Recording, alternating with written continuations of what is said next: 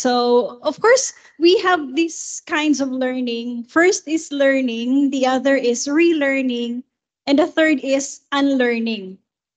For us to relearn, we have to unlearn those things that are obsolete already, yung mga luma na, yung mga traditional. Katulad nung pag-i-indent natin sa letter, kailangan na natin i-unlearn yon so that we utilize the modern format, which is all flash left. Okay, so unlearn, relearn, and basically learn. So for this afternoon, we're going to talk about the dynamics on how to edit and proofread. So this is of course not different from the topic discussed a while ago by Sir Shoson. This is actually either a sister or a brother, which means directly connected. For the table of contents, so this talk will be focusing on the following: why checking matters. Editing and proofreading are, of course, strong components of checking. How to develop editing skills. So we have the tips. We have modern editing. What app can we utilize in order to edit our work? And of course, what quality projects. So why are we going to ensure quality or have quality in our outputs, written communication or office communication? So samples and different guides will be given. So okay lang po ba kayo, yung mga nasa online participants natin? I hope you will be able to go with us, to work with us in the different tasks that we're going to have this afternoon. So behind every great written office document is a great writer and editor. Do you agree? Yes, if there is a great, correct, high quality written office document, it is because there was this great writer and editor who have handled them. Okay. So have you experienced receiving a certificate of which sometimes your middle initial is not really your middle initial? Yes. How about those in the virtual? You can type your answers in our chat box or message box. How about sometimes the name itself, yung pangalan mismo natin, wrong spelling? Yes, and what have you felt when this happened to you? What's your initial reaction? Sorry, ma'am. Na? Oo, parang hindi ikaw. Ako ba to? Because there are instances that we have same name and same surname with other people, that sometimes it's only the spelling of our name or the middle initial that distinguishes us from others. Okay, what else po? Ano pa po yung naramdaman ninyo? Ma'am Brit, did that happen to you? Nangyari po ba sa inyo yon?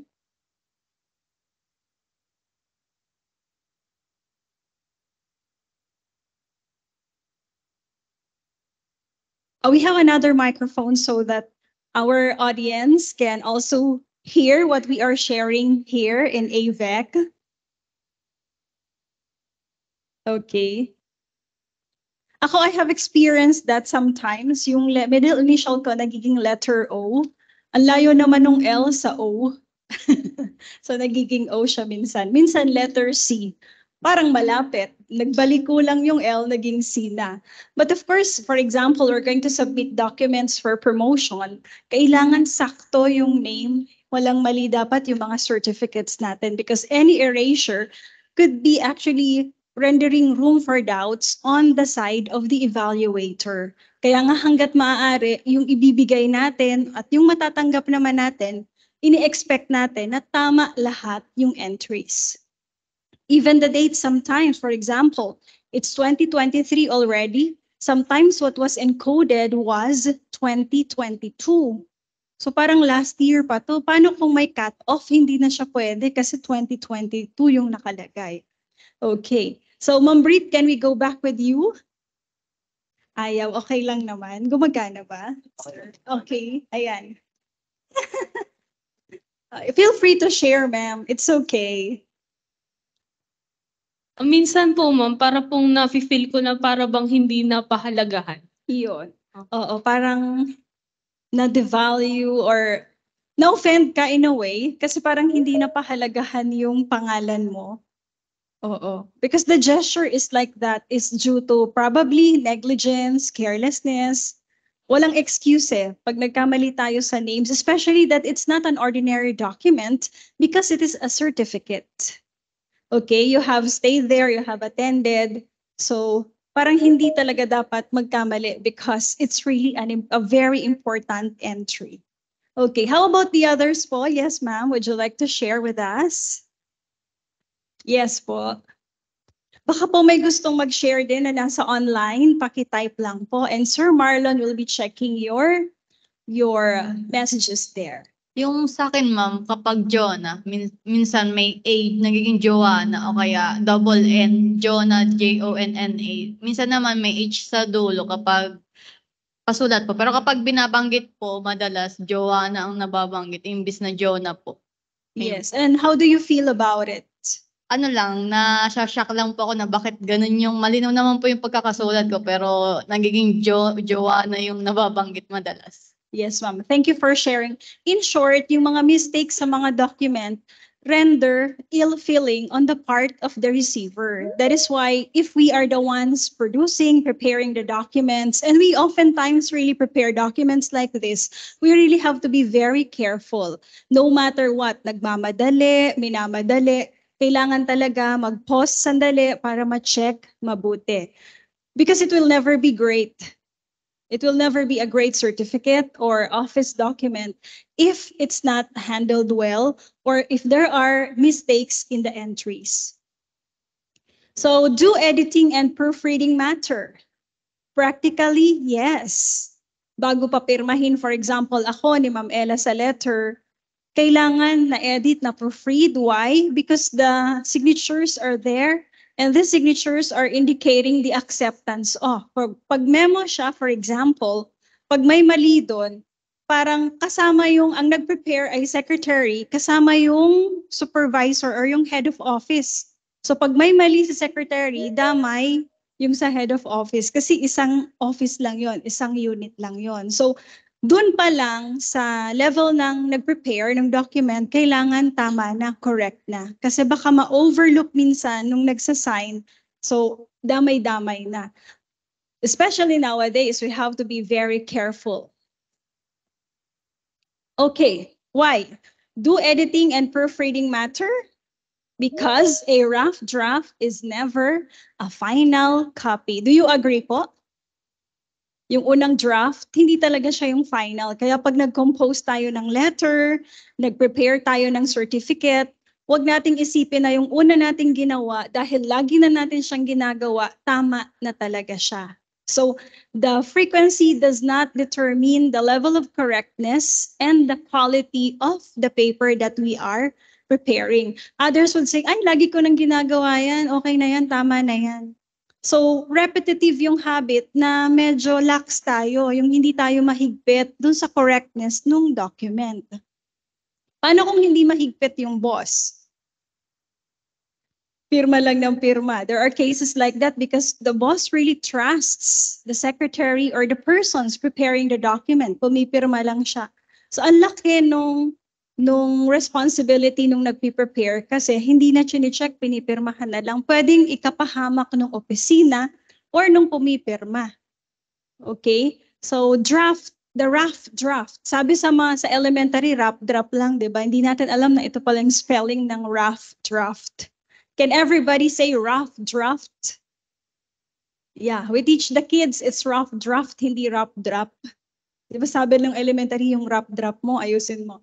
It's the rough draft already. A rough draft is never a smooth draft. There are bumps, there are mistakes, there are sometimes wrong entries. Okay, so what is a rough draft? Basically, it's the initial attempt to writing. Unang subok, kaya hindi talaga yan perfect, hindi talaga yan super correct. It contains mistakes, structural concerns, and grammatical errors. Posible. Napaka-posible talaga. It is wordy. Wordy meaning there are plenty of words. It's like you have 5 sentences where in fact, kaya naman palang 2 sentences lang yung gamitin.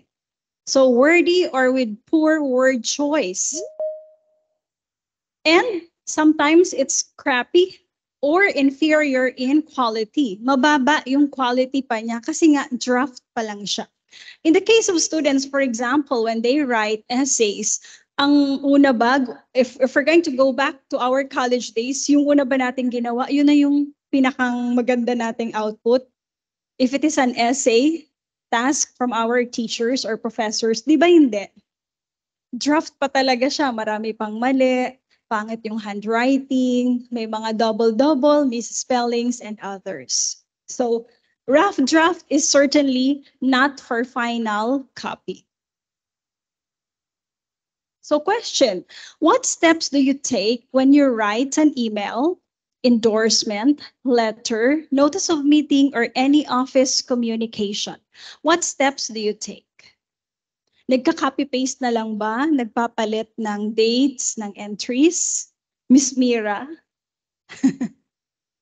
Yes or yes? Nagka-copy-paste na lang? Oo. Bakit naman magko-compose ka kung same wording, for example, notice of meeting?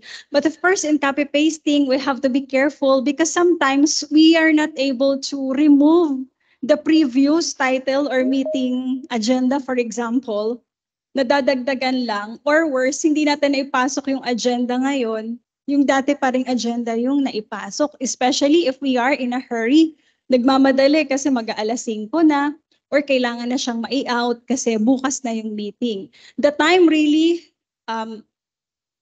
the time pressures us, not only pressures us, but makes us prone to mistakes. Kapag shorter yung time, napaka-prone na magkamali tayo. So yung time, yun talaga trabaho niya, tumakbo. Di natin mapipigil yon. So tayo ang mag-a-adjust sa time.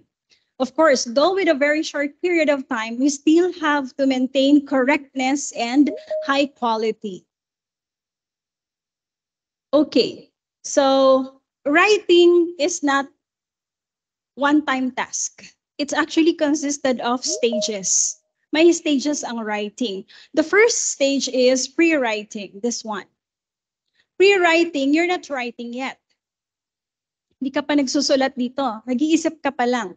You check the task. What task am I going to write? What office communication am I going to write?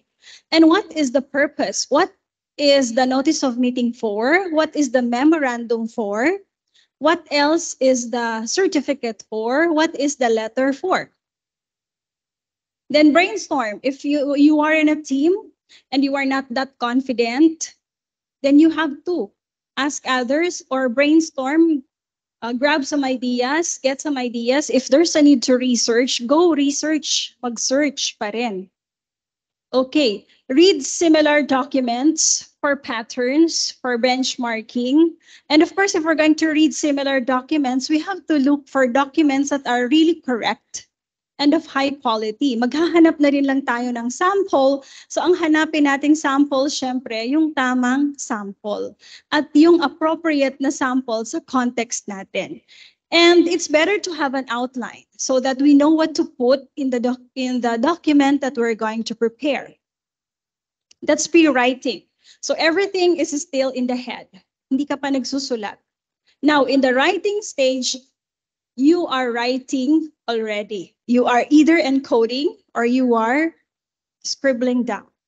So you write down the draft. Draft pa talaga siya, hindi pa siya yung final.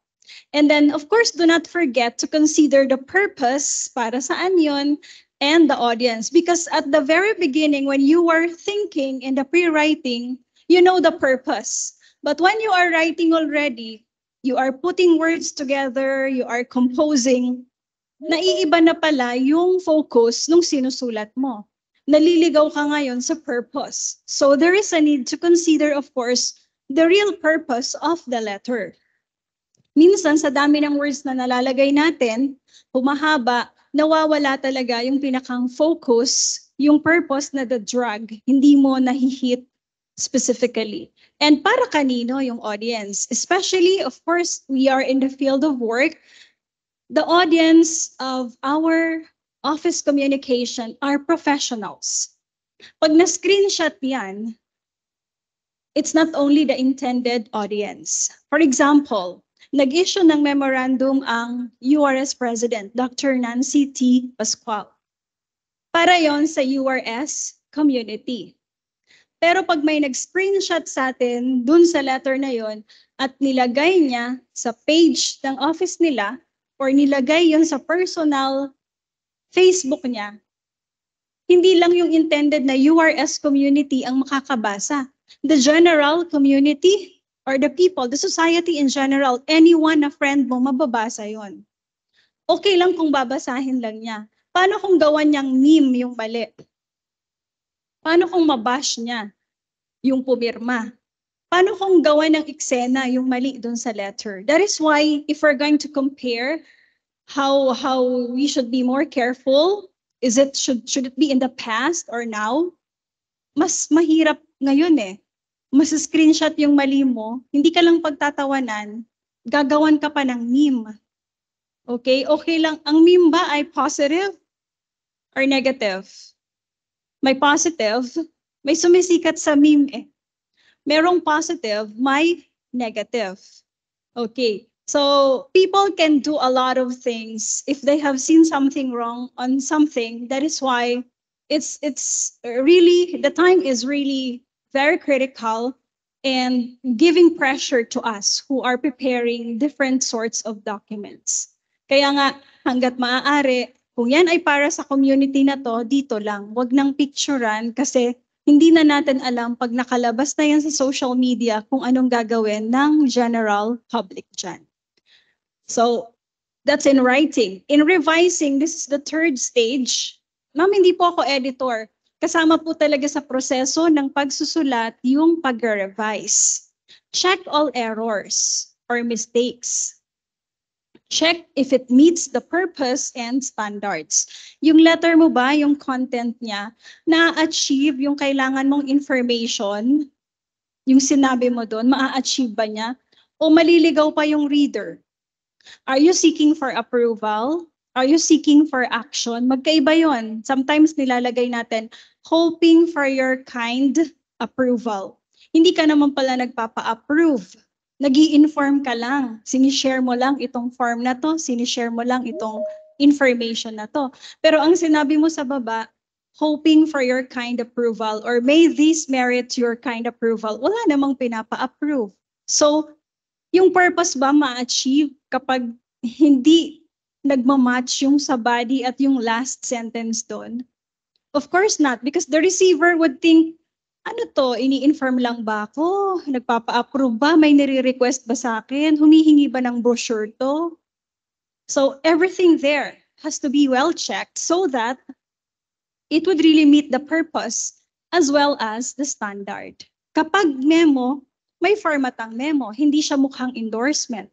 Hindi rin siya mukhang letter. Yun yung mga standards na sinasabi natin. May format, may standard format for a memo, for a letter, for an endorsement, for project proposal, and for certificate. Magkakaiba sila.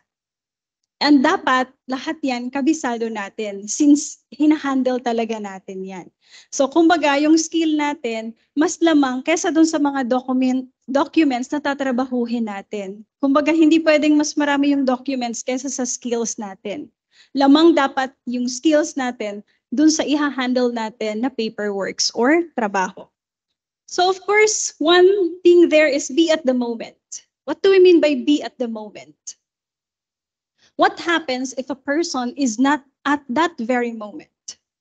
Have you heard of surgeries na naiiwan yung gunting?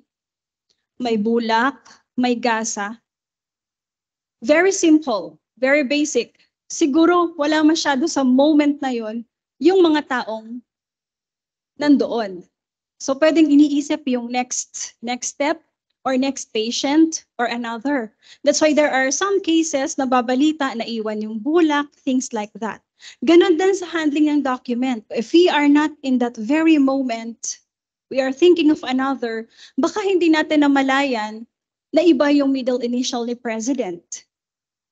Tapos yung Sinusulatan mo si Dr. Nimrod Mateo, hindi mo na bago, nakalagay, Dear Ma'am. Di ba? Did that happen to you? Has that happened to you?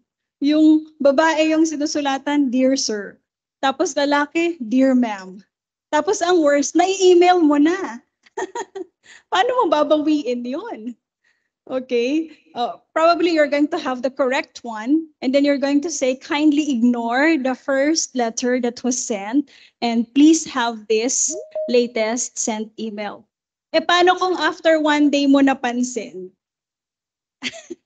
That's terrible on the part of the receiver, right? And of course, it affects the credibility of the office that sends the communication. Not only the office, but of course, the persons in the office.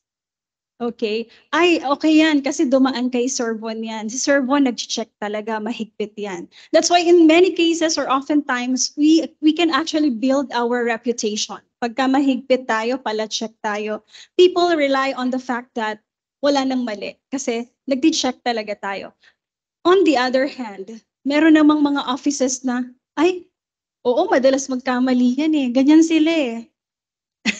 Have you heard of that? Or sometimes you have uttered that. Ay, oo, ano yan? Laging mali dyan, wala nang bago dyan. So, pangit yung reputation because it became the way of life or it has become the way of life. Ganun sila mag-operate, substandard.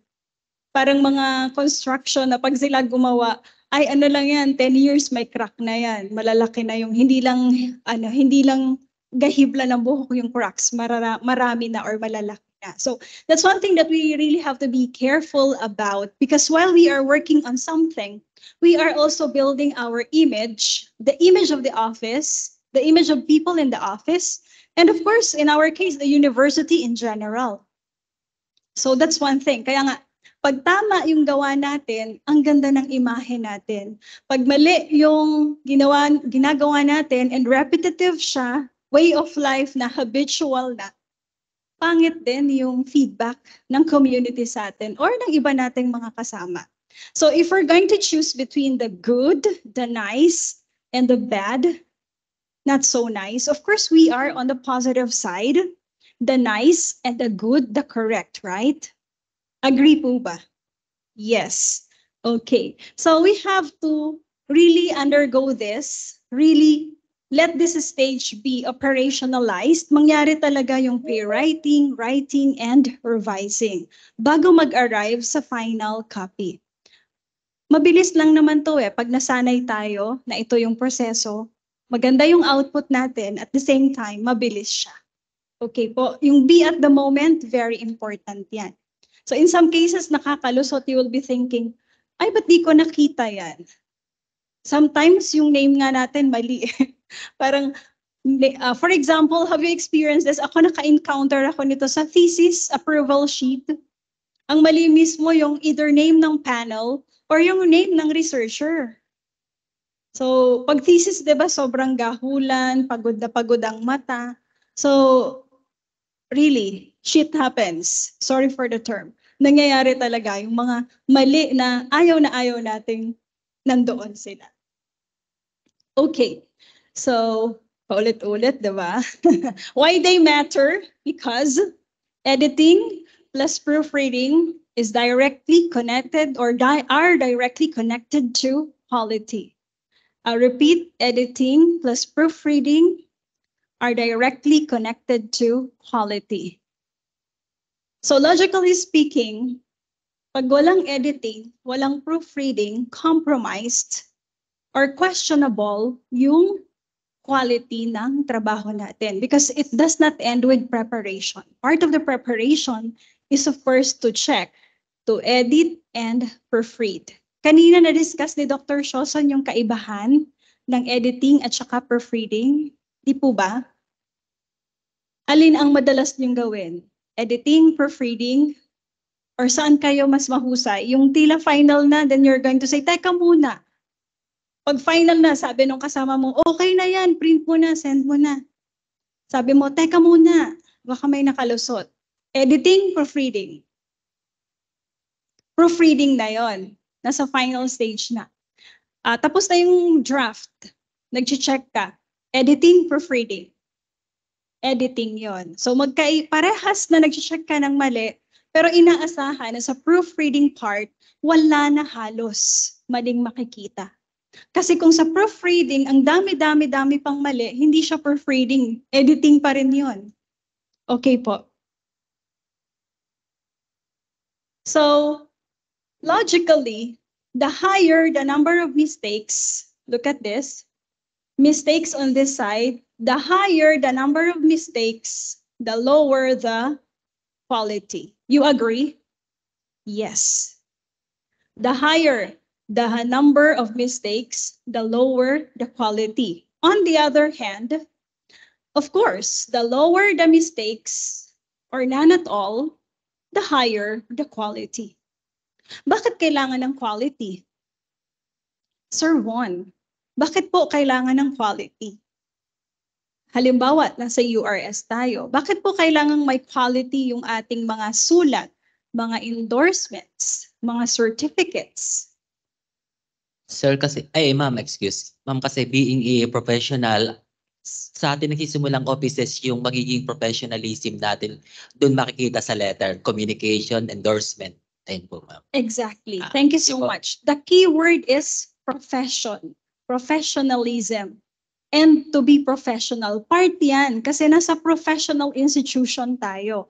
Ngayon, kung tayo ay association, for example, ng mga ganito na hindi naman kailangang may highest educational attainment na college degree or master's degree or doctorate degree yung kailangang nandoon, hindi natin aasahan na ganun katindi yung quality. But because we are in an academic institution, first thing first is we have to manifest high excellence or excellence and high quality in everything that's concerned with the university. Parang pag nag-a-apply, ayaw nating may mali yung application letter natin. Bakit? Bakit? Yes, Sir Daryl, because first impressions last. Pag sinabing, ay, ba't may patak ng toyo to? Ay, ba't mali ang pangalan ni President dito? Hindi ka man magsalita, sinasabi ng document mo, careless ako. Hindi ako nag-research ng pangalan ng university president na sinulatan ko. And who would want to hire a careless employee? Hindi natin type yung ganun, di ba? Kasi maraming implications eh. Ang dami, bago mo siya gawing high quality yung trabaho, ang daming pwedeng gawin, ang daming dapat gawin. Bakit naman marami pang dapat gawin kung may applicant na one shot, okay na siya. Kung magtrabaho, okay na. Pag di niya alam, nire-research niya.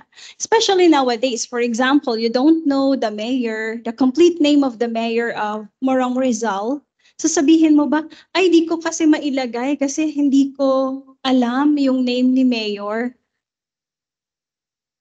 If you have encountered people like that, what would you think? Yes, Ma'am Liza. Incompetent. Bakit po? Exactly. Bakit po hindi makakagawa ng paraan kung marami naman pong resources available on the internet, or pwede po siyang magtanong sa mga kakilala niya? Yes, ma'am. Exactly. What she mentioned a while ago was readily available yung information. Pag chinek mo, complete name of the town mayor of Morong Rizal, lalabas yung website. Tapos makikita mo na. 'Di ba? Si Mayor Sydney Soriano. Tama po, 'di ba? Opo. Ay, hindi ko po alam panggitna. Hindi ko sabihin, hindi ko po kasi alam yung panggitna. I-search mo pa rin kasi merong mga profile yung mayor at other public servants. Public servants sila kaya readily available yung information nila sa public. So hindi na ito yung time na sabihin, hindi ko kasi alam kaya hindi ko na ilagay. It means that you are not resourceful, you do not research, and you are not dedicated to the task that you are handling. Kung simple task siya, hindi ka na dedicated, how much more in the bigger tasks? Pwede ka bang maging supervisor kung as a staff hindi mo inaayos? So things like that. Okay, so of course we should go for higher quality, not higher mistakes. Okay, what do you see here? What do you see here? What is this? Wow. Have you used this one? Typewriter. Wow. Kala ko ako lang. Wow. Okay, how about this one? What is this? Typewriter. Mobile phone. They are sharing something that could be read on the screen of the mobile phone. Andun siya. So what we have here, of course, is the past, or are the past and the present. So what's in the past? The question here is, why be more careful? Bakit kailangang mas maging maingat? In the past, communication letters are handwritten or typewritten or handed by mail carriers, yung tinatawag ngayon na snail mail, kaya nga may mga post office noon. Inabutan niyo po. Sir Von, wag tayong... joke lang po. Yes, inabutan. Noon may mga post office, di po ba? Ngayon, wala na, di po ba? Sa mga munisipyo, wala nang post office. Kaya nawala na rin ng work yung mga postman dati, yung mga nagde-deliver ng sulat. Meron pa rin, pero hindi, okay, sorry for that. I stand corrected. Meron pa rin, pero hindi na siya yung primary na modality in sending letters. Oo, meron na talagang mga courier kung tawagin. May mga courier na nagdadala. Tapos depende, pag gusto mong madala ka agad, you're going to have add-on in the payment. So noon yan. Ngayon, everything is computerized, can be easily shared, and could be screenshot or screen grabbed. So pag may mali ka, mas-screenshot yan, tapos pasa na. Pag gusto ka nilang i-bully because of that simple mistake, pwede ka nilang i-bully, pwede ka nilang i-bash, pwede ka nilang pagtawanan. The world is a harsh world. Parehas lang, the world noon is a harsh world. The world ngayon is a harsh world also. It's just that, mas matindi yung technology ngayon. Kaya noon, ano lang mga kwentuhan lang sa tabi-tabi, magkakapit-bahay. Ngayon, digital na yung kwentuhan. Pwede ka nilang pagpiyastahan yung mali mo at yung mali ng opisinang to, mali ng tao na to, ng official na to, doon sa social media. Pwede kang paringgan. Ang dami nilang pwedeng gawin sa'yo. Pwede ka nilang ilampaso sa social media nila, di ba? So, that is why in the world nowadays, in the present times, we have to be more careful. Nasi-screenshot lahat. Nai-edit pa nga eh. Nai-edit pa siya. Pwedeng hindi mo pirma yon, ginawang pirma mo. Or hindi ikaw yung tao doon, naging ikaw. Okay? So, this is one thing that we have to be very cautious about. So, a document that is correct, clear, and of high quality definitely serves its purpose. Siya ay correct, tama, malinaw, at mataas ang kalidad, serves its purpose. If it is an application letter, it could really serve the purpose. Kaya nga pag applicants kayo, 10 halimbawa, tapos yung siyam, mali-mali yung mga sulat, ikaw yung pinakang tama. Parang may edge ka na kaagad pag binasa siya ng mga evaluators. Kasi, ay maayos yung letter nito. Malinis, walang patak ng lomi. Walang patak ng mantika. Umang inasal or any. Okay. Kasi lunchtime inabot, may chicken oil yung papel. Okay, that's one thing that we have to be very careful about. Okay, another. Well-written letters and the like communicate the exact message. Well-written siya. Anong gusto niyang ipahayag? Nagre-request siya? Nag-i-inform siya? Or nagpapasalamat siya? Malinaw. In some cases, nag-i-inform ka at the same time nagsisik ka ng approval, kailangan malinaw yon. For example, you're going to attend a seminar. Sinasabi mo na fit ka sa seminar na to. At the same time, sinasabi mo na mag-request ka for registration fee. So dalawa yung purpose mo doon. Ini-inform mo, nagsisik ka ng approval na pasamahin ka. Another na sinisik mo is for you to be provided an amount for the registration fee. So, pag di mo yun nalinaw sa sulat mo, pwedeng inapprove ka lang. Pero hindi ka mag-grant ng amount for registration fee. Bakit? Pag tinanong mo halimbawa sa corresponding office, sasabihin nila, wala naman sa letter yan eh. Wala naman sa request yan eh. Sinasabi niya lang may gantong seminar. Gusto niyang umattend. Wala ngang naka-indicate kung magkano yung nire-request niya. And then here comes, you are reacting. Whose fault? Is it the fault of the receiving office, the approving person, authority, or fault nung nag-send ng letter? Yes, because you are informing, you are seeking approval to attend. Iba yung approval para pa-attendin ka, official time. At iba yung approval na ipoprovide ka, for example, ng 3,500 for the registration fee. So, kailangan malinaw lahat yan. Malinaw na malinaw sa sulat. Kung hindi tayo ganun kagaling, pwede tayong mag-draft at ipa-check dun sa expert. Okay, pero pwede yan na in your first year in the university, humihingi ka ng tulong. Sa ika-fifth year mo, ikaw na hinihingan ng tulong. Which means na-develop mo na yung skill. Hindi ka nag-stagnate na lagi kang lumalapit. Time comes na ikaw naman yung nilalapitan. Alin kayo doon? Baka 10 years na tayo pa rin yung laging nagpapacheck. Kailangan na-develop natin siya dahil lagi naman natin siyang ginagawa. So kumbaga, yung confidence natin na-boost na talaga because of our constant or regular exposure.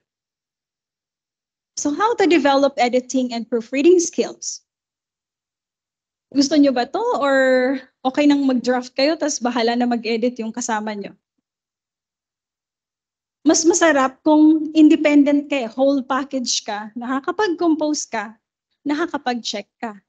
Ikaw lang mismo, pwede mo nang isend. Pero pag hanggang composing ka lang, you will need other people. It's okay at the beginning, in the first few years. Pero, hindi dapat magtagal na lagi tayong nagko-consult. Okay, so master what to check. What are we going to check really? I think this was touched already by Sir Shoson a while ago. So, yung contents, which I have mentioned a while ago, nagre-request, nagpapa-approve ng registration fee. Structure. Anong structure niya? Tsaka yung overall structure. Naka-modern letter type na ba siya? Yung everything is flush left? Or nag-i-indent pa po tayo? Wag na po tayong mag-indent kasi ang modern letters ay wala ng indention. Yung paragraph niya, do you put space in between paragraph? Is it 2 spaces or 1 space? Single space. Single. Minsan baka single to tapos na 1.5 yung iba. Kailangan tingin pa lang natin, nagsusupat na. So, 1.5 to, hindi to 1, hindi sila pareho in between paragraphs. Okay, and grammar. Grammar, may konti tayong workshop later. Punctuation, kailan ginagamit ang semicolon? Ano po yung semicolon? Tuldok, kuwit. Kailan natin yung gagamitin kapag nasa series? So, syempre, pag may nakapaloob na mga comma, for example, the university president, comma, Dr. Nancy T. Pascual. Susundan mo ng vice presidents, comma ba or semicolon? Semicolon. Kasi nagkama ka dito in one unit, designation, tapos si president pangalan. Semicolon, vice president, the vice president for academic affairs, comma, Dr. Alan E. Conde, semicolon. Semicolon yun. Kasi one component yung si Dr. Alan E. Conde, before that yung Vice President for Academic Affairs. So, ang nagdi-divide doon sa pangalan at sa designation, comma, ang nagdi-divide naman doon sa bawat set na yon, semicolon. Okay po. And of course, spelling. Spelling. Receipt. I before E or E before I? Receipt. Sir Daryl, receipt. E before I. Believe.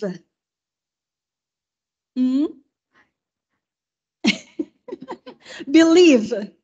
I before E. Basically, sinasabi natin sa mga elementary dyan, I before E, except after C. So, lagi siyang I before E, except after C. Kapag after C, usually, it's E before I. Kaya nga yung receipt, R-E-C-E-I-P-T. Okay? Okay. Basta, I before E, except after C. I before E except after C. Pa-memorize nyo sa mga bata, makukuha nila yan. Di na sila malilito. Okay po, style. Anong style? Modern style, traditional style. Tsaka yung style, yung mga iba, di ba pag endorsement, anong endorsement nyo? Flash left or center align? Center align. Okay, yun yata yung medyo iba-iba pa tayo. Siguro one time mag-usap-usap tayo. Ano ba talaga? Center align? Okay, because if it is format, it should be uniform to all. Yes, clarity. Of course, pag malinaw lahat, tama lahat ng entries, sure na sure yung clarity. Pwera na lang. Kung ang ginamit mong font style ay brush script. Endorsement. Alam niyo yung brush script na font style? Yung cursive, kabit-kabit, we don't use that for endorsements kasi ang hirap niyang basahin. Okay? Sa mga memo, hindi tayo gagamit ng thriller. We cannot be very playful with office, office communication or office documents. Ano yung thriller? Parang pang-horror, right? Oo.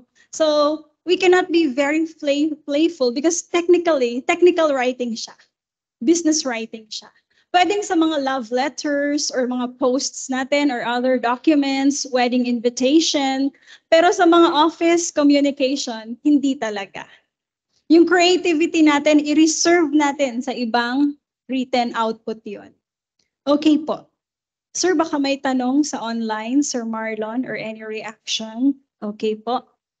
So, let's try this one. Meron tayo, ma'am, na sasagutan dito. So, let's have 5 minutes para magsagot. Try natin yung number 1.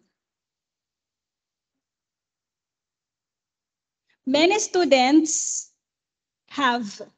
Bakit po have? Plural. Many, plural. Students, plural. Kaya have. Number 2.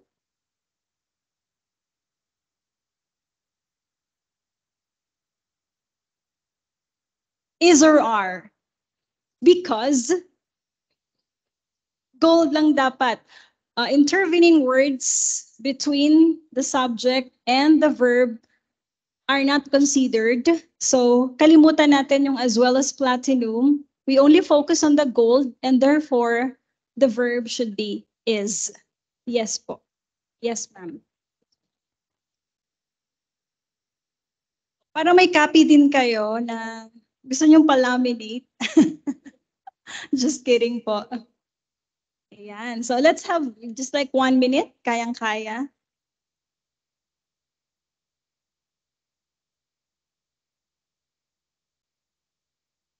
I will be showing all para sa mga nasa online participants natin. Okay, the first 5. You can try answering po in your either in your cell phone or kung may extra paper kayo dyan, paper and pen, try nyo po. Konting ano lang to, exercises.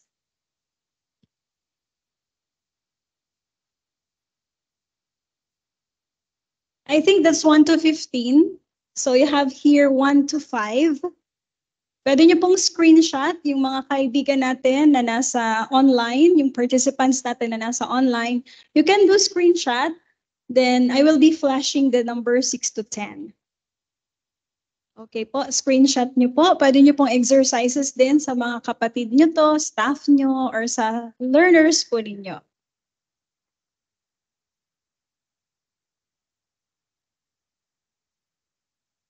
Here are numbers 6 to 10. Yung nasa in-person po, meron silang paper to answer to. Yung sa online po natin, pakisulat na lang po yung answer nyo. Then let's see when we check later.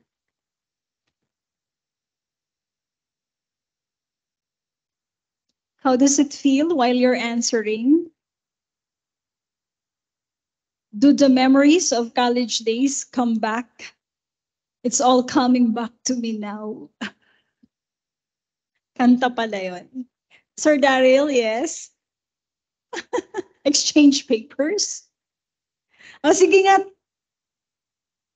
Bago pa, sorry. Sorry, yeah. Sa online pala may 11, 12, 13 to 15 pa tayo. Let's give them the chance. Nagsasagot po ba yung mga nasa online natin? Pa-type nga po ng 1 yung mga nagsasagot. Sir Marlon, pa-check kung may nag-type ng 1. Kasi yung mga nagsasagot, mag-type po ng 1. May isa. Sino po? I-shout out natin. Okay. Who are they?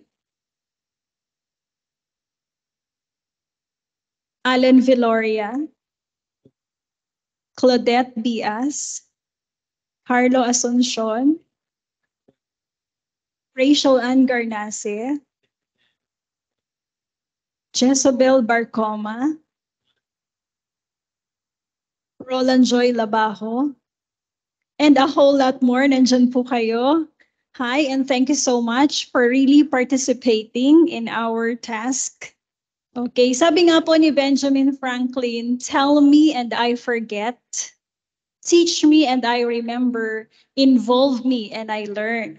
So kapag nag-involve tayo, the more involvement we have, the more learning we get. So kung nakikinig lang tayo, walang gaanong retention yon. But when we do the task, we participate, we get involved, the more we learn, the more everything could be retained in our minds.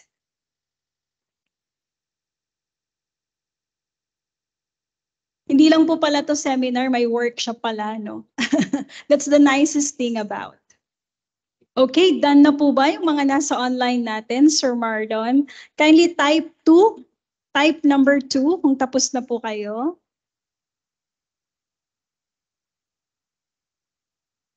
Sige, para makita natin. Wow!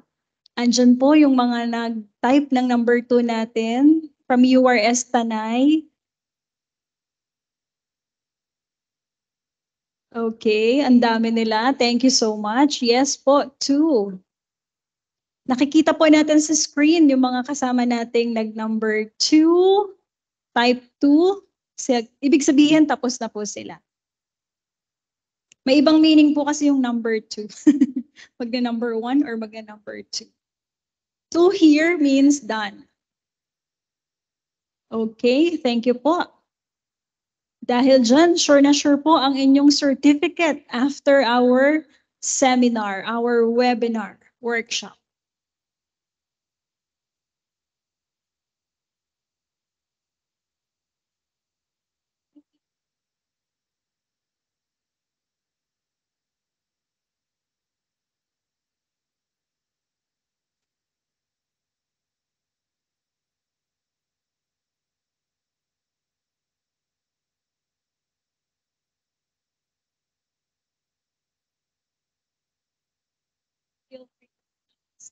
Okay po.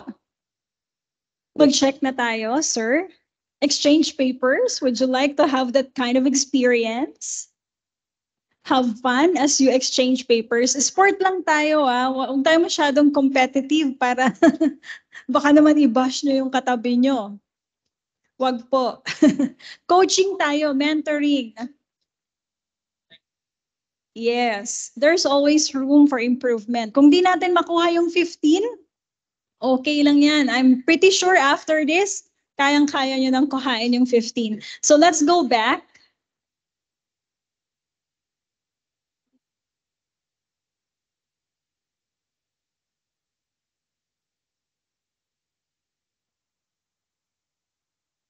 Okay, let's go back to number 3 because a while ago we are done with numbers 1 and 2. Number 1, of course, is have. Number 2 is number 3. Number 3, who would like to answer number 3? Can we have po, Ma'am Janelle, you're handling the mic. Try po, try. Okay po, my answer po for number 3 is the boss as well as his colleagues have attended training programs. Okay.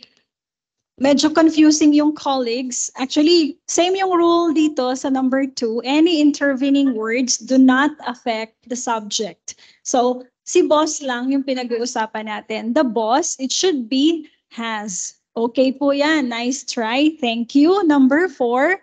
Sir Marlon, number 4. Darating po sa inyo ang mic. Huwag po kayong ma-excite masyado. Yung number 4, ma'am, is. Okay, is. Kasi ang rule doon, any measurement, kasama din yan yung time, utilizes singular verb. 50 miles is a long distance to travel. Tama po ba kayo? Paki-check po. Okay, number 5, Ma'am Ella. Try po.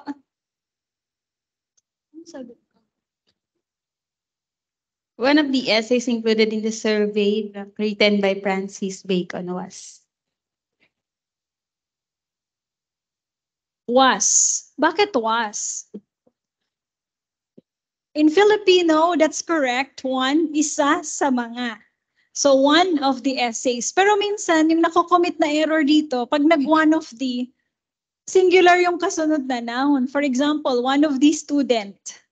Nandun yung mali, hindi sa verb. So here, one of the essays included in the survey was. That's correct. Number 5, ma'am. I'm sorry, let's proceed to number 6. Are po. Are. The poor are because it's a Madami group. po. Adjective functioning as a noun is always plural. For example, the rich are, the poor are. Number 7, Hopes po. with S. Okay, that's correct. Each student in this building hopes. Sa verb kasi, yung may is, siya yung singular. Baliktad sila ni noun. Sa noun, kung sinong may S, siya yung plural. Sa verb, kung sinong may S, siya yung singular. Okay? Number 8. Has. The student has. The student has, because it's only one. Okay? Thank you. Number 9. The conference objectives are clearly indicated in the invitation. Yes, that's correct po. R. Number 10. Po pala. Is po. Yes. Why is? Because it's how many association? Isa lang po. Isa lang naman. Kahit maraming tao sa association, isa lang siyang unit. Thank you. Number 11 po. Includes po. May S, ma'am. Opo. This includes. Kasi alin ang subject niya? Yung this. Singular siya. So ito yung sagot. Includes. May S. This includes the memorandum and a copy of the program. Hindi ito ang pinag-uusapan natin. Itong this. This. For example, I'm saying this. This. Ito. Number 12. The participant is enjoined to wear red t-shirt for the event. Okay. The participant is.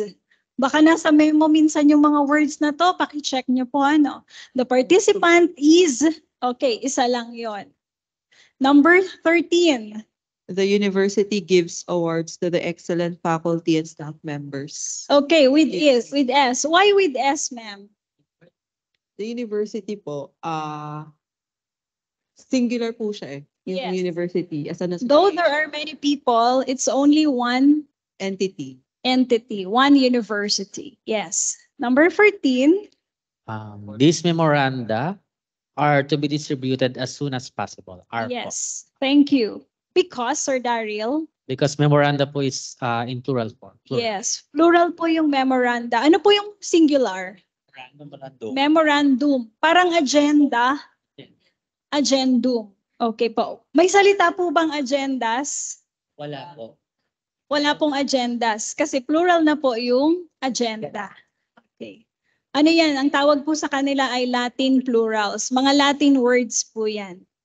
And the last one, Okay. Number 15. Attached herewith are the list of awardees. is or are. Are. Ilang listahan, The sir? list of awardees. Alin po ang titingnan natin? Yung list Yung list. List or yung po ba? awardees? R. R.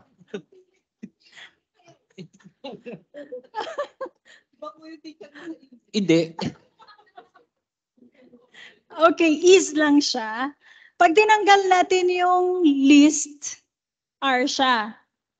Pag ang pinag-uusapan natin, listahan. For example, listahan. Kahit gaano karaming nakalista, is pa rin siya. So attached here with is the list of awardees. Thank you very much. Who got 15?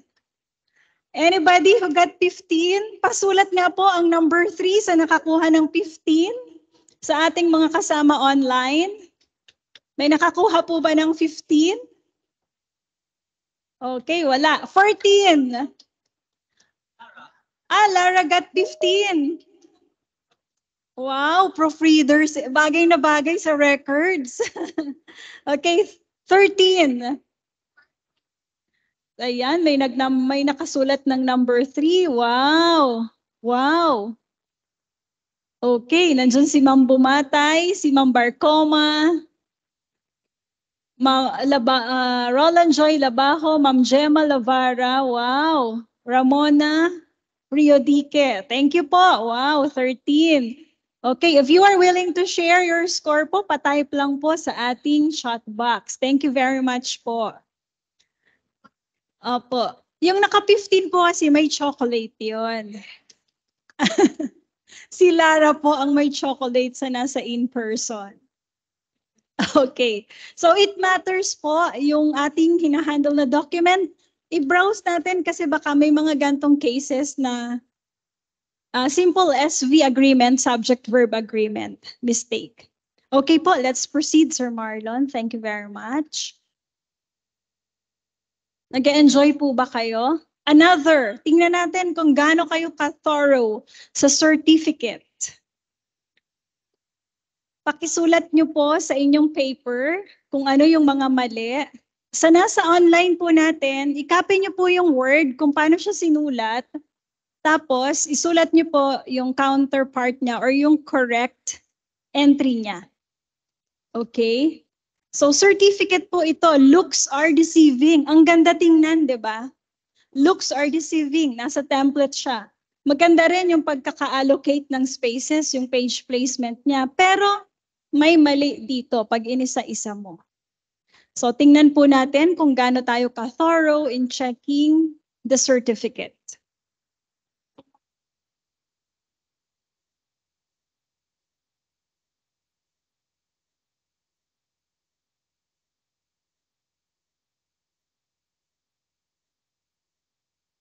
When correcting, we are to use different color of ink para ma-distinguish siya dun sa, kung black ink siya, let's not use black.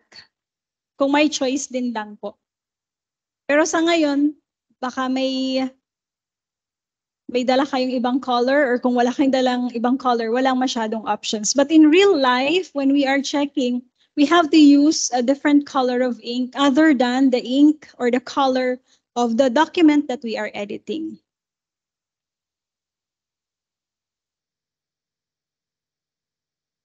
Of course, when editing, it should be at the moment. Do not think of others or anything else. Just focus on the paper that you are correcting.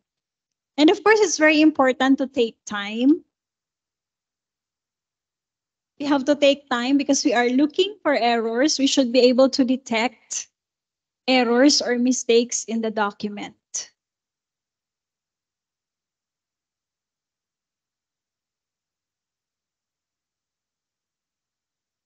How many errors have you found so far?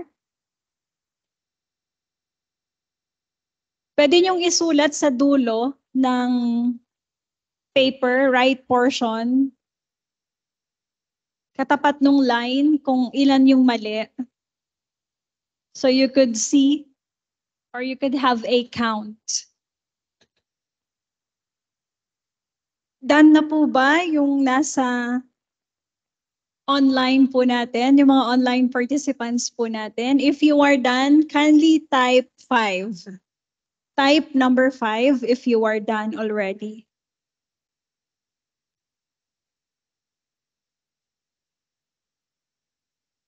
Okay, nag-type sila ng mga sagot nila. Okay. Okay, nakita talaga nila. Dr. Dory Solano is also there. Thank you po, ma'am, for attending. Mga kasama po natin sa different campuses of URS. Thank you for attending and for participating in this activity.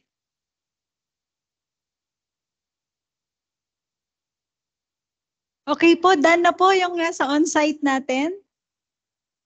Okay, tingnan natin kung na-perfect nyo at yung ilalabas ng opisina nyo na certificate ay walang kamaling-mali talaga.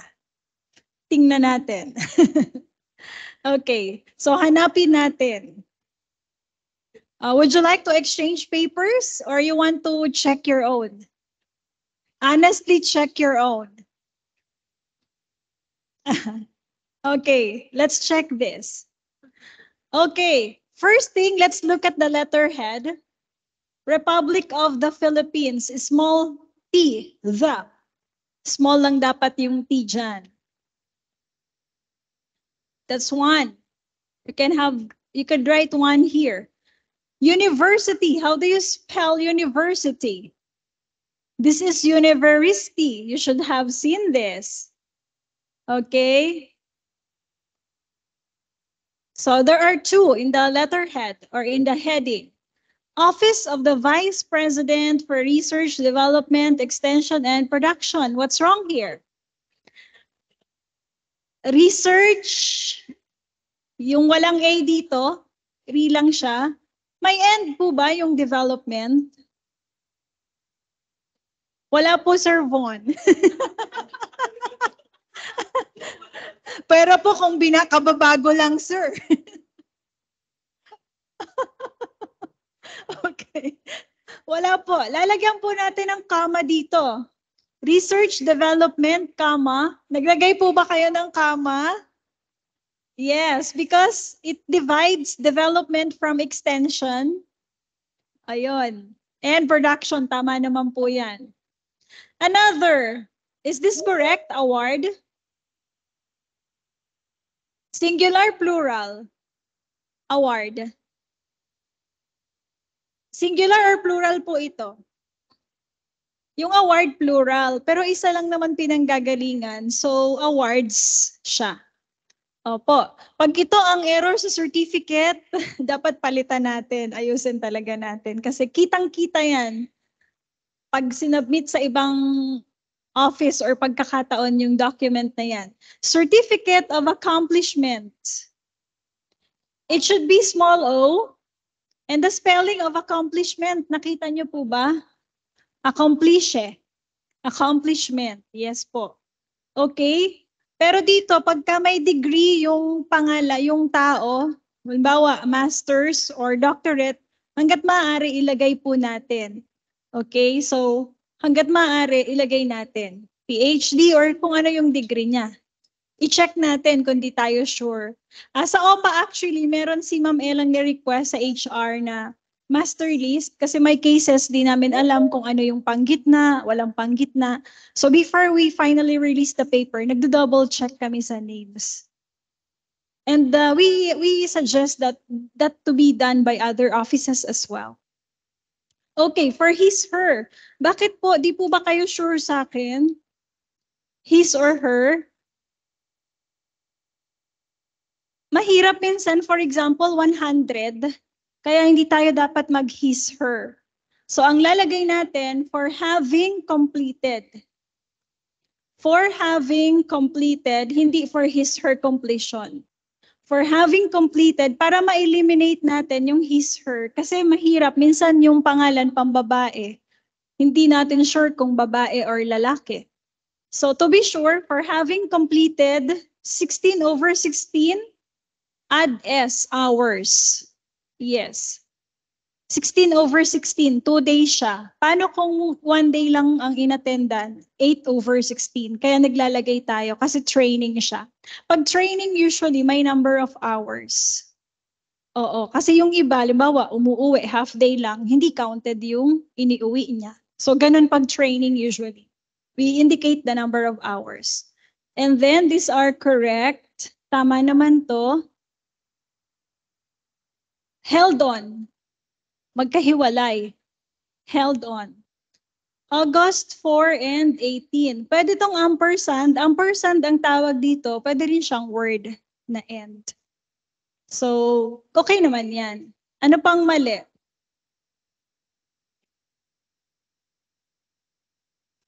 Awards this, ay 2, yeah. Nawala yung 2. Awards this certificate of accomplishment 2. Maliit lang nakaparehas ni awards this. 2. So may TOB for the name. Wow, na-miss nyo yun? Or nalagyan nyo? Very good. Okay, dito. Balik tayo dito. Pililla Campus, Pililla Rizal. Period. It's a sentence. There should be period.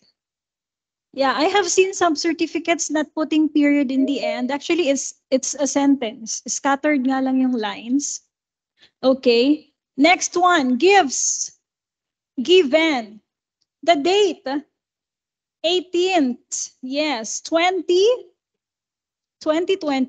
Yes. At University of Rizal System, Pililla M. This should be M. And Pililla Rizal, there should be comma between Pililla and Rizal. Dito po, may comma dapat siya. Okay, okay na ba? Wala nang mali? Yes, kay ma'am. Ano pong degree ni ma'am? PhD. How will you write PhD? Capital P, small h, capital D. Pwede ring may PH.D. Pero ako hindi na ako naglalagay ng dot. Diretso na yon. Capital P, small h, capital D. Diretso na siyang isa. Opo. Okay, and then Vice President for Research, Development, Extension, and spell out dapat tong and production. Itong Research, Development, Extension, and Production, nandito rin sa taas. So parehas sila dapat ng entry. That's what we call consistency. Okay po.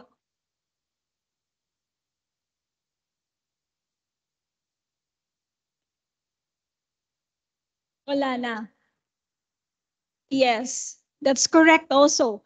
Under ng name ni Ma'am, Vice President and then Research, Development, Extension, and Production. Tama din yon. What is important is complete. Walang mali-mali.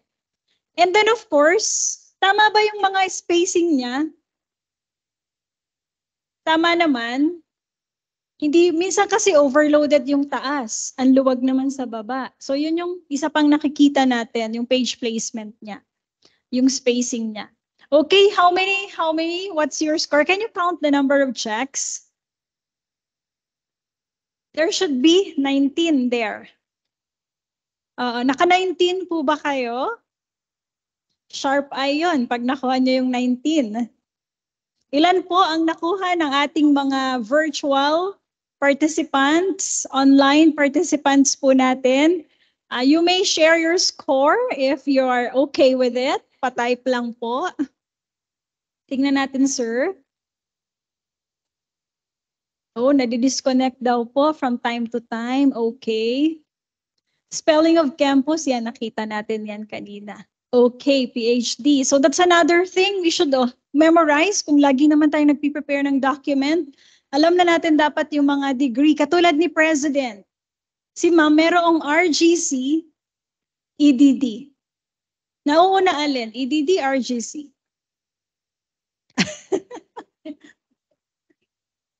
EDD, RGC. Okay. Okay. I-check natin yung mga major certificates. Ang pinakamagandang source dyan, diploma. Kasi pwedeng magkamali sa iba, pero ang diploma, hindi talaga. Okay, thank you very much po. Let us proceed.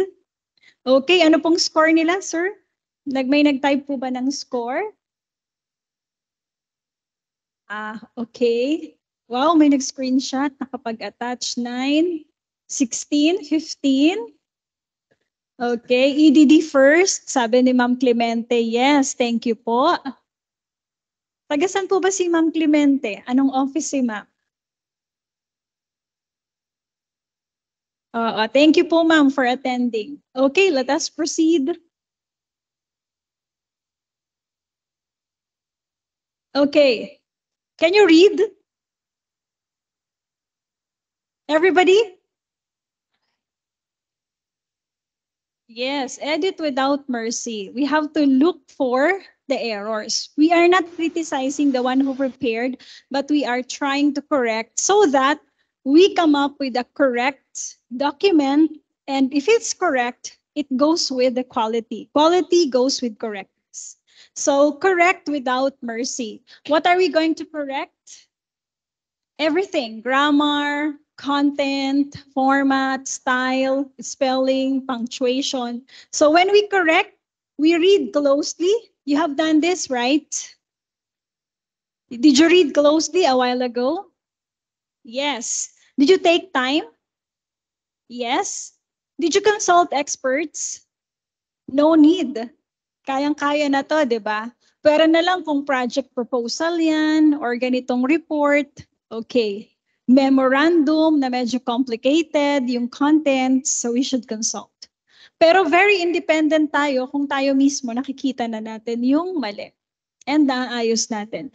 Number 3, practice the skill regularly. We have to practice it regularly. We did not learn editing overnight. It's actually, for example, in my case, I'm 25 years in service. Bukod doon sa 25 years, yun yung pinag-aralan namin because that's part of our course. So yung iba, for example, math, computer, wala namang ganito. So kumbaga yung skill nila-learn. It goes with experience and of course yung kagustuhan natin na matuto. So sabi dito, knowledge is of no value unless you put it into practice. So our knowledge should really be applied, of course, for good. By the way, ethics in editing, when we are editing, for example, nagpa-edit sa akin si Sir Marlon. Hindi ko siya sabihin sa kanya, ano ba to? Ang dami mong mali. Para namang, we are not supposed to be editing that way. We edit silently. We don't bear grudge over others. Part po ng ethics yun. Baka mamaya, chinika natin, oy, si ano, laging mali trabaho nun. Hindi po. Kasama dun sa knowledge at skill natin, yung kagandahang asal. Okay po? Or else, matatakot magpa-edit sa atin yung mga tao or yung intelligence natin, yung skill natin, hindi natin nagagamit ng tama. So when we correct, we just keep quiet and enjoy the task, enjoy the process. Okay, panoorin natin, sir, yung short video about how to learn anything. So this has to do with upskilling, adding more skills. Okay, yes po, paki-play po. And please take note on what you can say about the video after.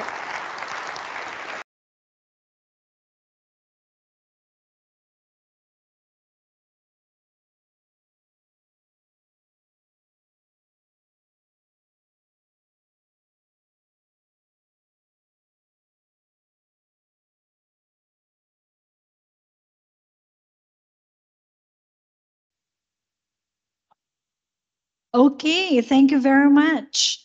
So did you enjoy the ukulele? Did you enjoy? I mean, did you learn something? Did the video presentation inspire you? Okay, how many hours daw? Ilang oras ang kailangan to learn new skill? 20 hours. Is that one day?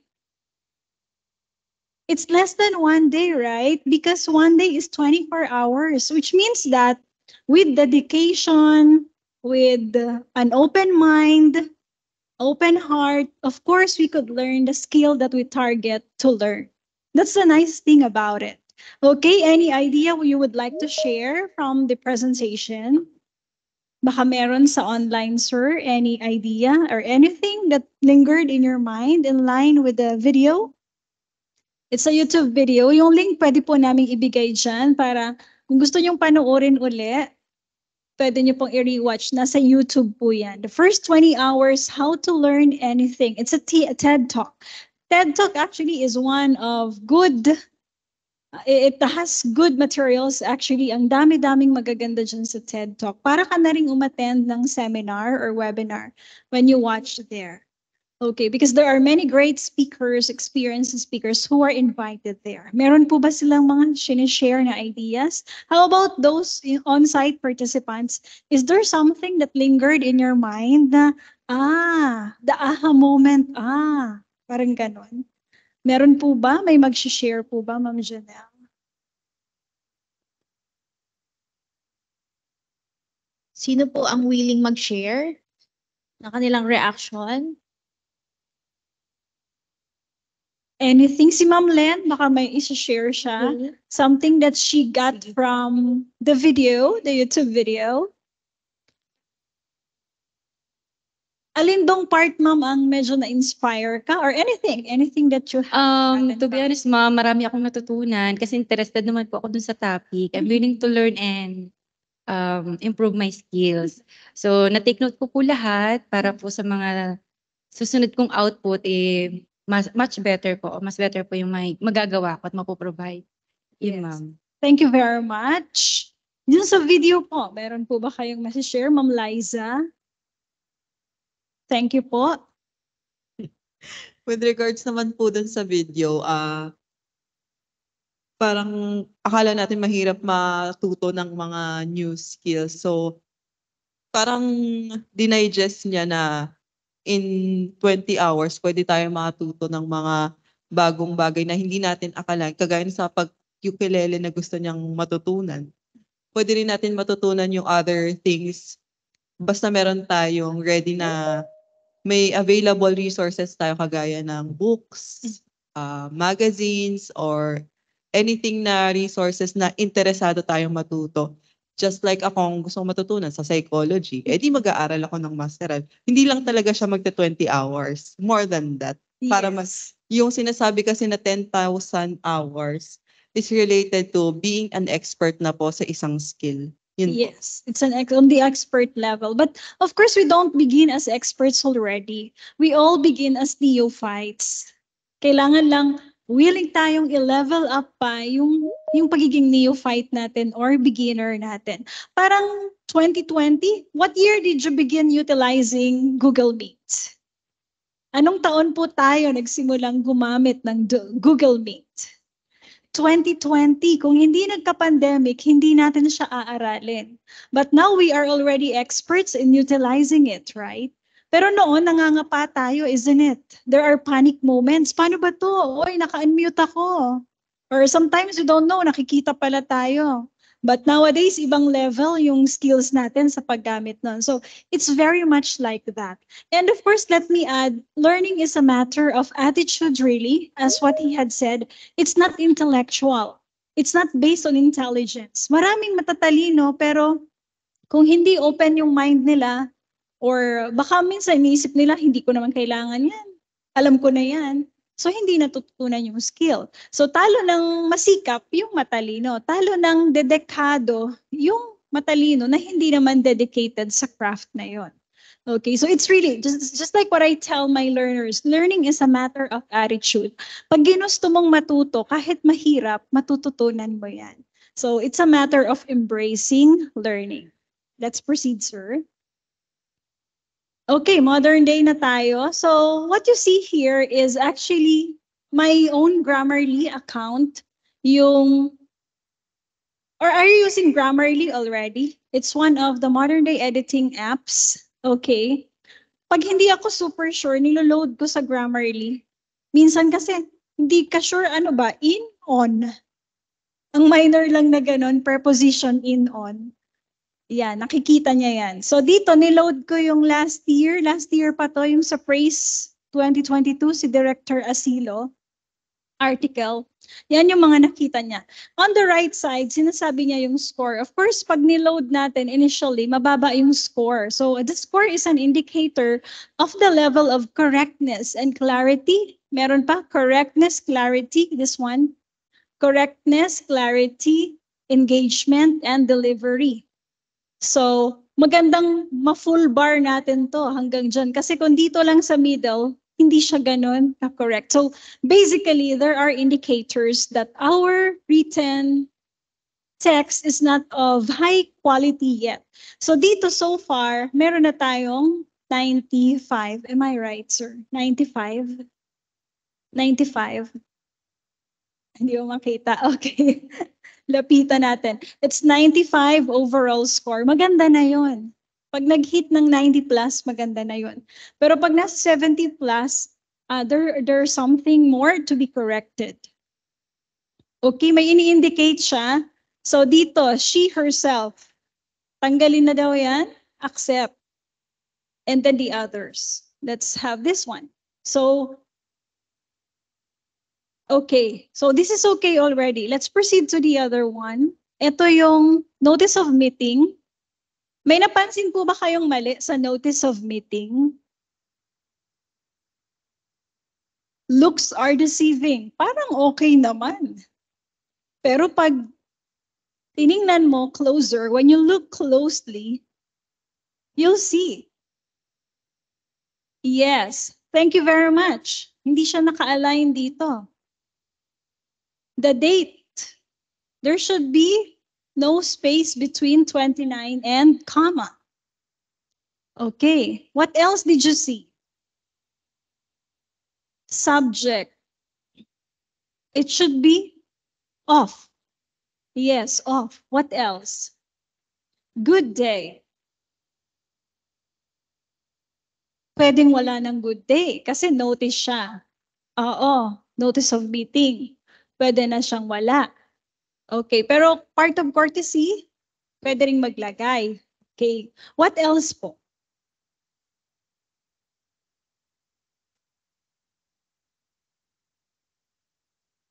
Google Meet. It's a proper noun. So capital G, capital M. Another dito na napansin ko, sino-shorten to, Gmeet. Dapat Google Meet talaga siya. Huwag natin siyang gawing Gmeet, especially if it is a formal communication. Pwede yan sa notes, Gmeet, pero pag nasa letter yan, kumpletuhin natin. What else? Via Google Meet for the following agendas. Agendas, naka-plural siya. Okay, and then you may review the peer reviewer evaluation result through, spelling of through. And then dito yung please informed, dapat may be, please be informed. And then what did you notice with the names? Tama ba yung mga names? Yung iba may period, yung iba wala. So si Ma'am Jenny, SJ, dapat may period. Si Sir Jeremy may panggitna, nawalan. Si Dr. Leo Sirio, okay naman. Prof. Arminda, Ella May, nawalan din. So hindi pwedeng yung iba meron, yung iba wala. Very consistent dapat tayo. Okay, and then, wala nang pipirmahan ako dito. So there should be enter, enter, enter, at least 3, so that there would be a space for the signature. Okay, so matalas na tayo. Pwede nating i-load yan sa Grammarly. Nung niload ko sa Grammarly, ito nag-underline. Nag-underline din yan. Ayan. So ang score na binigay niya, 73. Overall score. When we follow the suggested corrections, notice the correctness, parang 3/4 lang, 75% lang yung level of correctness. No problem with clarity, engagement, and delivery. But for correctness, there is. So ibig sabihin, klaro naman siya, engaging, maganda yung delivery, pero yung correctness is not in full measurement. So with correctness, ilan yung score kanina? 73 naging 96. Tumaas. So naayos na to. Naayos na rin to. Meron pangalan siyang ineffective or missing emphasis. Kailangan mong mag-go to premium. Kasi hindi na niya sinasuggest. But so far, this is already better compared to the 73 a while ago. So, free naman, may free na Grammarly. Gawa tayo ng account. Yung mga Hindi tayo super sure, i-load natin. Makikita natin. Minsan makikita mo, ay, dapat pala 4, hindi pala 2. Ganun ka minor, pero yung meaning niya, tsaka yung grammaticality niya, maayos. Remember, grammar affects meaning. Grammar affects meaning, certainly. Okay. So how to ensure quality of our routine business documents? This is so far the last chunk in our discussion. Last topic na po tayo. So of course, kailangan may quality lagi. Okay, we use HATS, H-A-T-S.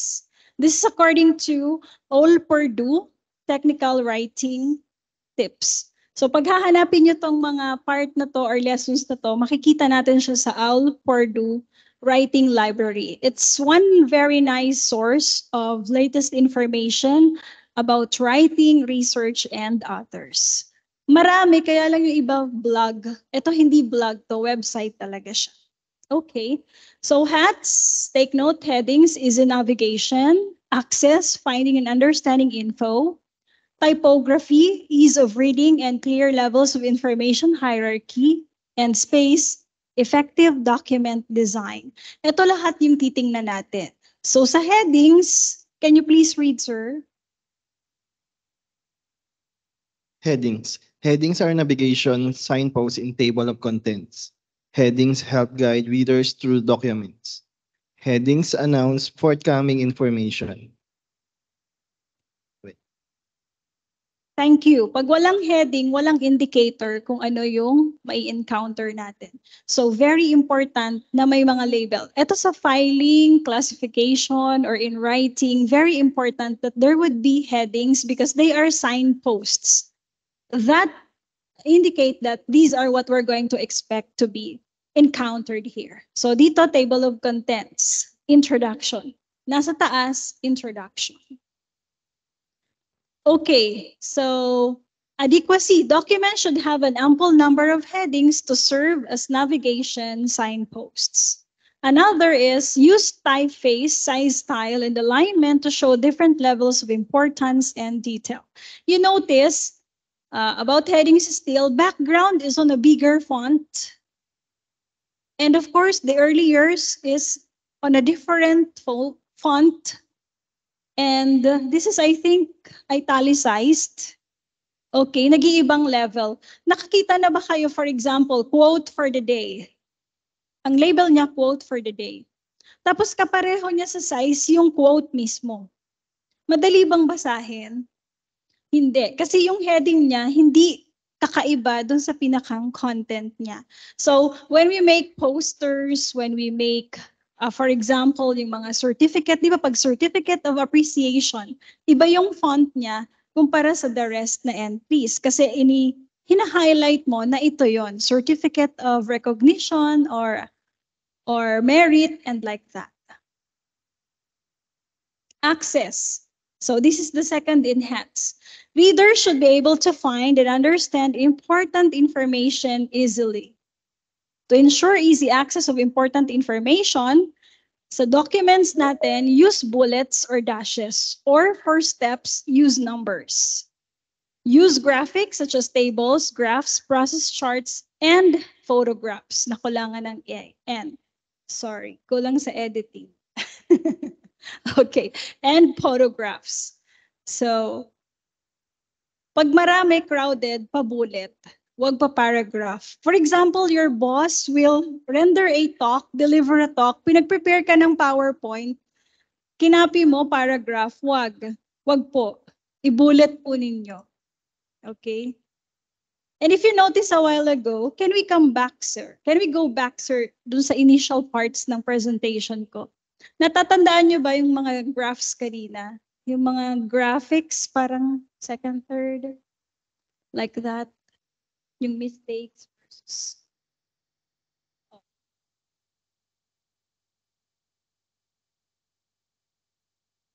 If you will notice, in the initial parts of my presentation, tandaan nyo kanina yung editing plus proofreading equals or shall lead to quality. Okay? Pwede naman niyang gawing salita. Pero bakit siya naging graphics na ganun, diagram? Mas madali siyang maunawaan kapag presentation. So when we are preparing mga PowerPoints, part yan ng office natin, function, pag nag-render ng mga talk, yung boss natin, and tayo yung nag-prepare ng PowerPoint, huwag nating i-overload ng words because it's not eye-friendly and not easy to digest for the audience. So hanggat maaari, may mga graphics sana. Di ba sa ano natin, pag nasa Word ka ba or nasa PowerPoint, meron dong smart diagram ba yun, sir? Yung choices sa insert? Can we show that part, sir? For example, you go to PowerPoint, and then you click insert. Yan, sa insert part, meron dyang smart art. Magkiklik ba, sir, yung smart art? Yeah, that one. Ayaw mag-click. Insert, smart art. Disabled, sorry. Sa laptop po ninyo, pag kinlik nyo yung smart art, it will ask you, anong kailangan mo? Flow, relationship? Ito, relationship to. Bibigyan kanya ng diagram. Ipapasok mo na lang yung word. So, quite common kasi when we prepare presentations, puro words. Ang heavy niya sa words. Where in fact, mas madaling maintindihan. There you go. So you just choose and then put data. Sige sir, yan po ang pinili natin halimbawa. So you're just going to put the text. Rather than simply putting, for example, pre-writing bullet 1 or pre-writing, writing, revising, pwede mo siyang ilagay sa ganito para mas maganda yung presentation. So remember, we are talking about quality, and quality has to do with being creative and leveling up. Correct? Creativity and leveling up our documents. Okay po, we go back, sir. Thank you very much.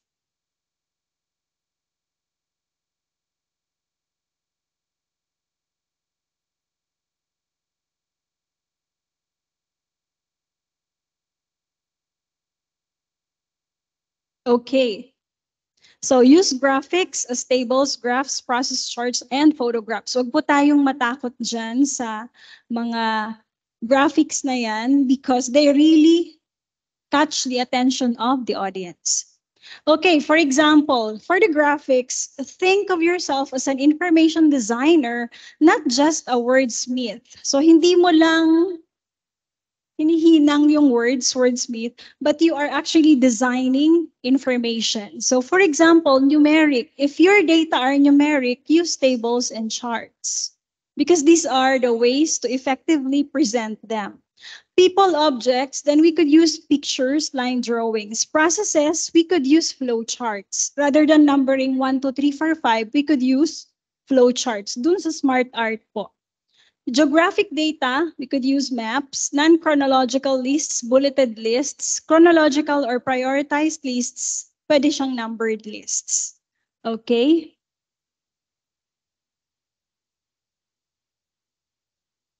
May tanong po ba kayo dito? Alin po ang gamay na gamay nyo dito? Tables? What else? Bullets? Yes. Numbered lists? Yes. Madali naman din mag-insert ng mga photos, di po ba? Okay. So typography, typeface has persuasive impact and can be changed to improve design. Ano po bang nasa typography? Avoid using more than 2 types of font in one document, not more than 2. So kung nag-Arial ka, nag-Times New Roman ka, huwag ka nang mag-add ng isa pa. According to Perdula, avoid using more than 2 types of both or of font in one document. Huwag nating laruin. Don't be too playful with the different font styles. And then make sure you can read all the text against the background. Baka yung text mo black, ang background mo black. Everything is black. You can't read anything anymore. If your background is black, then you can have the contrast of it, white text. What if blue? Nag-black ka na letters, hindi siya makita, di ba? Dark blue, and then dark black. Dark black. Black letters cannot be. So direct contrast dapat.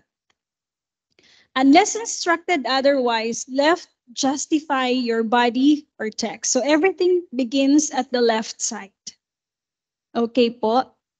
Dito minsan yung di natin napapansin pag nagmamadali, ay pwede na yan, pwede na yan. For example, orange. Tapos yellow. Orange in a yellow.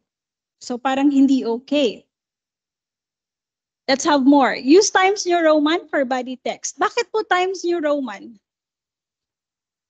Mas madali siyang basahin, mas defined yung mga features niya. Kita mo kung I siya or L. Okay?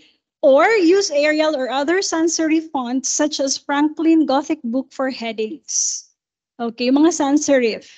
Avoid unusual fonts such as Hobo STD for professional documents. Yung mga unusual fonts. Ang dami, kapag Mac ang ginagamit mo, there are plenty of fonts to choose from. So, office documents are not the venue for experimentation. We have to be very sure of the font styles that we are using. Use 10 or 12 point font for body text. Calibri. What is Calibri? Default, right? Pag tinatamad ako, Calibri. Hindi na nabago, di po ba? So, ang Calibri, pag 10 ng Calibri, malaki, maliit.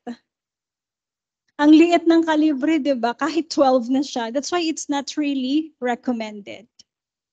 Okay. For headings, bold the text or use a different font. For headings or titles, bolding and underlining is overkill. Binold mo na, in-underline mo pa, in-italics mo pa, nag-quotation mark ka pa, ano pa? I-highlight mo na rin ng yellow. That's overkill already. One highlight, ano lang, strategy. So kung binold mo, okay na yon. Kung in-underline mo, huwag mo na i-bold. Pag in-italics mo, okay na yon. Basta wag in combination. Okay, parang sa ano yun parang pag nag-alahas tayo, nakadangling ka na, tapos may kwintas ka pa, may pendant ka pa, tapos may brooch ka pa, may bracelet ka pang andami. I remember may kasama kami nun, ay para kang walking pawn shop, sabi niya. Oo, kasi overly embellished or overly decorated. So in documents, isa lang na manner ng pag-highlight would be enough already. It would render sophistication already. So space. Use plenty of space so you don't overwhelm readers, meaning we do not overload the page. Ensure that appropriate the top portion, the bottom, the left, and the right margins framed elements on a page. And usually 1-inch margin is good. Okay po. Pero sa Word, naka-automatic naman to, di ba? Naka-automatic siya. Allow for space around visuals rather than using frames unless an edge of your visual bleeds into the white space of the page. Do not crowd your words, trust your eyes when you step back to view your page at a distance. So pag tiningnan mo siya, ay parang wala ng space, napipirmahan si Ma'am Tess, si VP Tet, parang dapat ayusin. If something's wrong, pag ginanon mo, ay, parang ang layo naman itong pangalan sa ayusin. So, we could trust our view, our eyes. Your documents should be visually effective and they should contain good content. So, here's an overview of how pages look from a distance. Malinis siyang tingnan. May heading or title, may space between paragraphs. So, this is a skeletal structure or framework.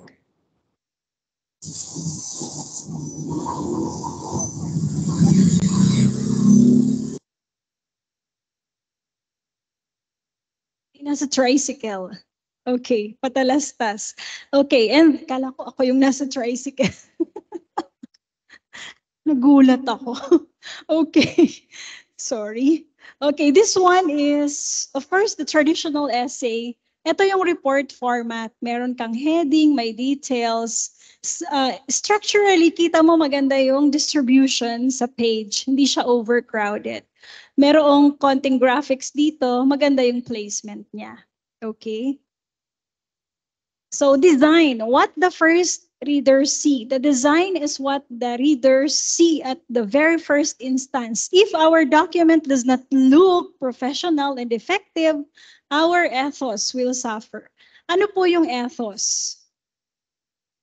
Ethos. Pakibuksan niyo po yung dictionary ninyo. Mag-English tayo ng konti. Sa editing, kailangan nagbubukas tayo ng dictionary. Kasama po yan sa ginagawa. So ethos means what? This is the general. Pag sinabing ethos, this is the distinguishing character. Yes, distinguishing character. Ang atin bang mga dokumento ay professional looking. Yun yung kanyang distinct character. Okay? Yes. Parang mga logo ng mga companies, meron silang ethos. Pag BDO, di ba, anong naiisip niyong kulay? Blue and yellow. Pag URS, blue yan automatically. Pag nag-green ang URS, alam natin EEBRC yan. Or agriculture yan. Kasi merong mga ethos bawat units. Okay? Colors should work well together. They should be properly blended. Avoid combinations such as yellow-orange, black-purple. Parang damit din natin. But of course, with the fashion nowadays, pwede. Merong applicable sa damit, pero merong hindi applicable sa mga documents. So, colors should really work well together. Consider cultural expectations and colorblind readers. One time, Sir Kev shared to me, parang merong app na makikita mo, if this is colorblind, if these people are colorblind, for example, yung mga titingin on colorblind, ito dapat yung combination na kuhain mo kasi nababasa nila yan, nakikita nila yan. Sir Kev, anong app yun? Anong website yun? Color. C-O-L-O-R.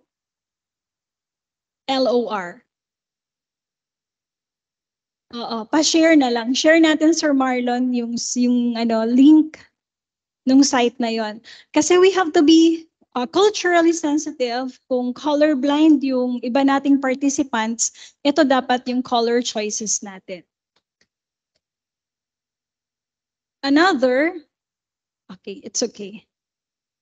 Another is colors on monitors or on our screens and colors on papers look different. Ang ganda-ganda niya dito. Pero pag pinrint mo, bakit ganun?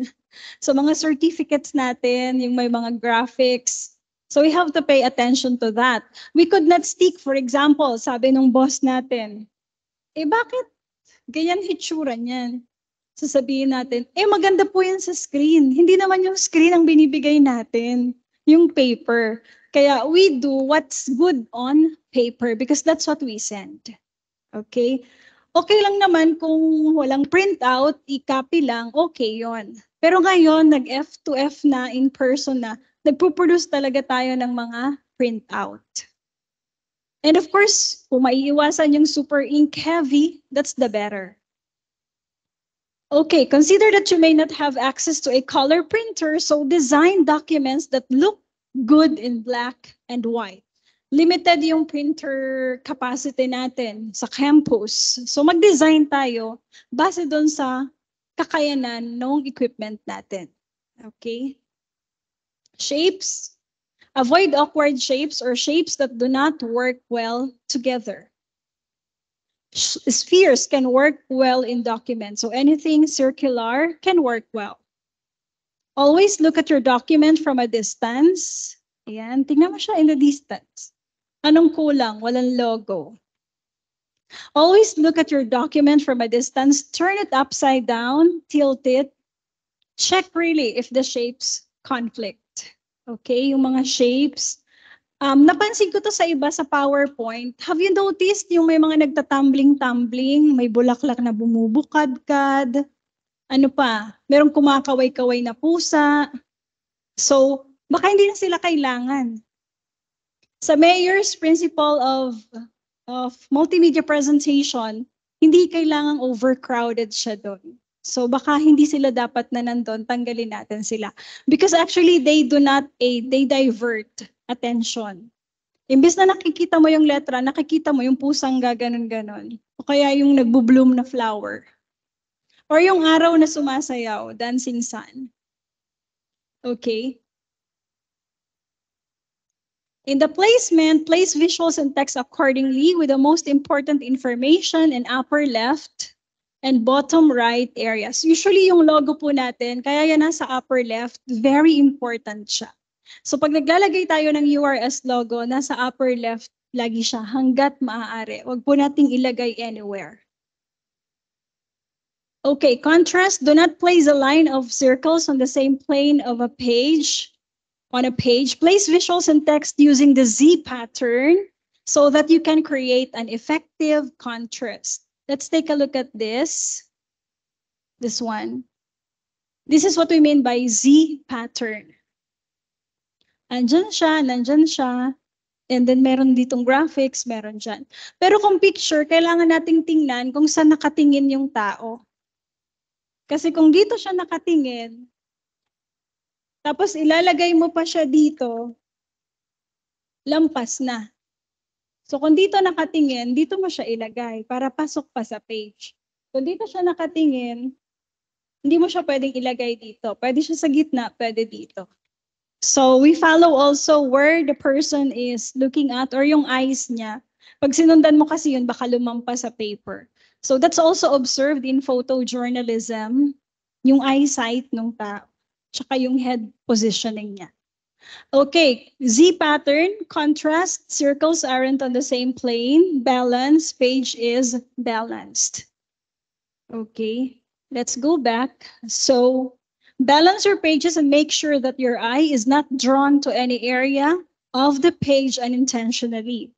Nakita mo, ito ang bigat.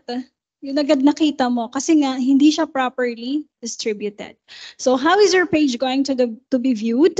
By itself, opposite another page? Do the pages work well together? Baka maganda yung first page mo, yung second page mo naman hindi. So baka dapat ayusin yung second para lahat sila maganda. Kung multiple pages, kailangan tingnan talaga lahat and consider balance. Okay, so we are done here. Sabi nga, everybody read.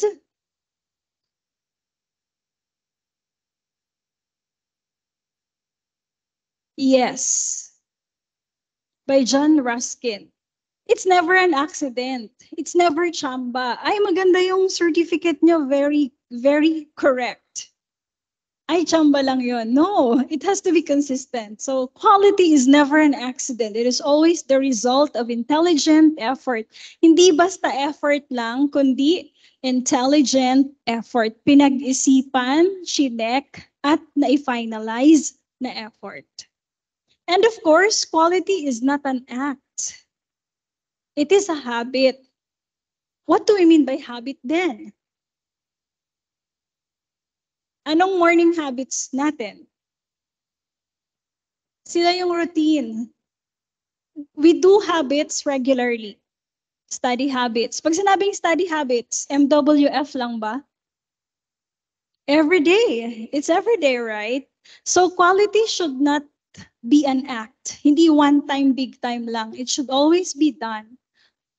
And it's really a habit. It forms part of our routine. It forms part of our strategies or ways of doing. And of course, quality is everyone's responsibility. Regardless, director ka ba, secretary, teacher, staff, GSO, regardless, tricycle driver ka ba, hindi pwedeng ang quality dun sa top lang. Lahat, even the minute or the smallest tasks should be incorporated or done with quality. Pag yung tricycle driver, walang quality ang driving, ano pong pakiramdam niyo? Walang humps na nakikita. Ang saya-saya, di ba? kumakalog yung bilbil natin doon. Nag-enjoy tayo. Pwedeng one day mag-enjoy ka doon kasi para kang nasa Enchanted Kingdom. Pero the next time, hindi ka na mag-enjoy doon, you'll get annoyed, right? Pagkaskasero, sobra, lagi na lang. Yung BP mo dati okay, 110 lang, nagiging 130 na. Ibang usapan yon. Okay? So, if all people will work with quality, then our place is the best place to work at, to live at, right? So we should contribute, whether in the minutest task, yung pinakamaliit, we should always contribute to doing things, not only doing things, kasi doing things, ginawa mo yan, no. Doing things with absolute high quality. Okay? So I guess I end here and I have to say thank you, our references. Thank you very much.